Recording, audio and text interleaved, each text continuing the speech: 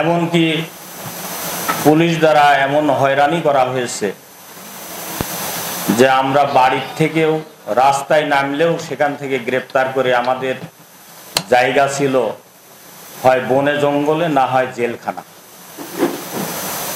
এমনি একটা দুর্বিষহ অবস্থার মধ্যে দিয়ে আমাদের এই 16টি বছর অতিবাহিত হয়েছে। সম্মানিত ভাই এবং বোনেরা,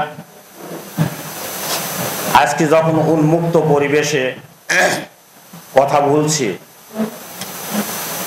তখন কিছু স্মৃতি আমাদের সামনে ভেসে ওঠে।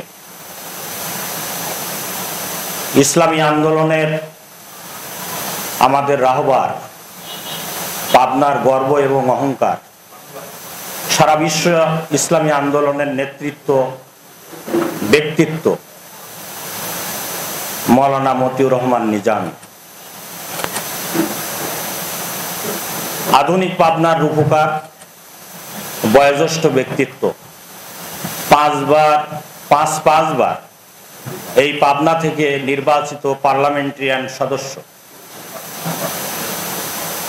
আপামর জনগণ, পাবনার জনগণের শ্রদ্ধেয় ব্যক্তিত্ব। 93 বছর বয়সে তাকে জেলখানায় তার জীবন পাত করতে হয়েছে। আমাদের সংগঠনের এবং তৌহিদি জনতার হৃদয়ের স্পন্দন,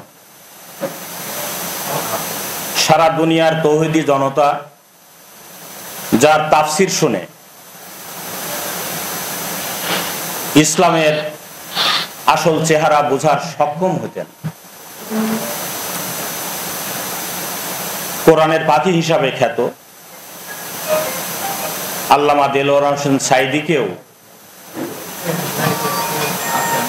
চিকিৎসার নামে অপচিকিৎসা দিয়ে ষড়যন্ত্র করে তাকে হত্যা করা হয়েছে।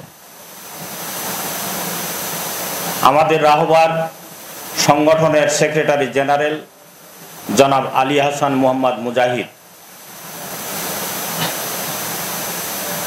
এইসব ভাইদেরকে জুডিশিয়াল কিলিং এর মাধ্যমে হত্যা করা হয়েছে অন্যায়ভাবে।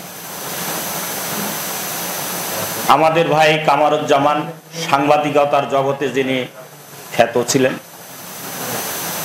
বিশিষ্ট অর্থনীতিবিদ এবং সাংবাদিকতায় যিনি বাংলাদেশের অঙ্গনে কাজ করছেন, জনাব আব্দুল কাদের মোল্লা, তাকেও হত্যা করা হয়েছে সুপরিকল্পিতভাবে। বাংলাদেশের মানুষের ধনী এবং গরিবের ভেদাভেদ এবং বৈষম্য দূর করার জন্য যিনি অহর্নিশ কাজ করতেন, ইসলামী ব্যাংক যিনি প্রতিষ্ঠা করছিলেন, যিনি স্বাস্থ্য সেবায় মানুষের সেবাদানের জন্য অহর্নিশ কাজ করছেন, জনাব মীর কাসেম আলী, তাকেও পরিকল্পিতভাবে হত্যা করা হয়েছে জুডিশিয়াল কিলিং এর মাধ্যমে। এমনি ভাবে আমাদের সংগঠনের 11 জন